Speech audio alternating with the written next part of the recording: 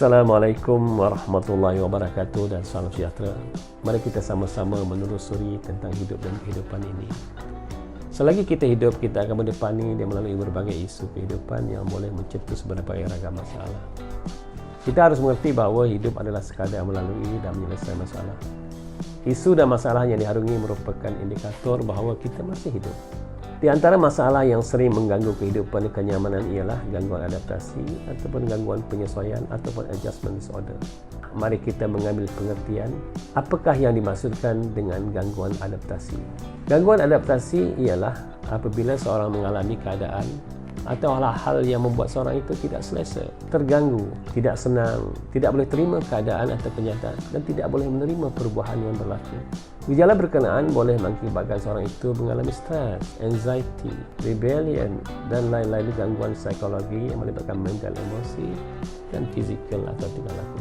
Manakala definisi adaptasi pula ialah kebolehan atau keupayaan seorang membuat adaptasi terhadap sesuatu keadaan atau hal-hal berkaitan dengan psikologi, sosiologi, peristiwa atau persekitaran.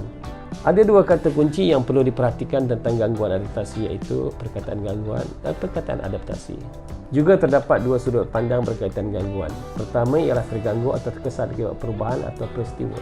Kedua ialah pengganggu atau punca akibat terganggu proses adaptasi. Terdapat juga dua sudut pandang tentang adaptasi. Pertama ialah adaptasi oleh yang terganggu atau terkesan. Kedua adaptasi oleh punca gangguan atau stresor. Di kental pasti terdapat 4 faktor gangguan, iaitu faktor psikologi yang melibatkan perubahan tubuh, perubahan hormon, perubahan berat badan atau penyakit. Kedua mungkin faktor sosiologi akibat perubahan, perhubungan, evolusi, kebudayaan, revolusi mental dan teknologi. Ketiga, faktor persekitaran seperti cuaca atau kejadian-kejadian. Keempat, iaitu faktor peristiwa berupa pengalaman negatif, peristiwa luar jangka, harapan yang tidak menjadi kenyataan dan kenyataan yang tidak menjadi harapan. Biasanya terdapat dua mekanisme rawatan. Pertama yang autoplastik, mengubah atau transform diri yang terganggu atau terkesan sesuai dengan keadaan, sesuai dengan persekitaran, sesuai dengan perubahan. Kedua ialah alloplastik, mengubah atau transform pengganggu atau punca luar yang menyebabkan terganggunya dan terkesannya seseorang. Ada kata-kata hazimat yang sungguh signifikan. Lebih mudah mengubah diri berbanding mengubah orang lain atau persekitaran. Pencerahan kali ini berkisar kepada gangguan adaptasi yang menyebabkan klien terganggu. Jika kita ingin selesa, tenang, senang dan berjaya, kita perlu menganjak paradigma. Kita perlu mengubah pola fikir, pola beremosi dan pola bertingkah laku. Pola-pola tersebut perlu melalui beberapa proses kemahiran dari berjangka pendek hingga berjangka panjang.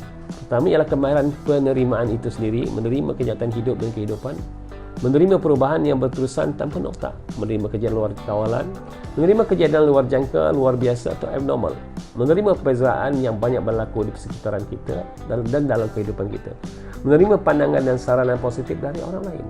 Kedua ialah kemahiran penyesuaian atau menyesuaikan diri.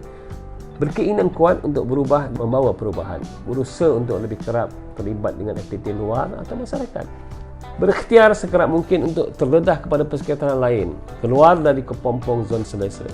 Usahakan untuk mendapat sokongan sosial seumpama keluarga, sahabat, organisasi dan lain-lain. Ketiga ialah hijrah fikiran, emosi atau tingkah laku. Banyak membaca atau mencari info-info tentang personalia yang hebat-hebat. Banyak bergaul dengan mereka, bersahabat dengan mereka, menelusuri kehidupan mereka hingga mereka mencapai kejayaan. Ketiga ialah keluar atau jauhi dari punca sekiranya tiada keupayaan untuk kemahiran penerimaan dan kemahiran penyelesaian. Ini berupa pelarian. Pelarian ini jadi masalah dalam kehidupan kita kerana kita akan membawa paket yang sama ke mana-mana dalam sepanjang kehidupan kita. Terdapat kata-kata falsafah yang boleh jadikan pegangan. Stressor remove, condition improve. Sekian, terima kasih.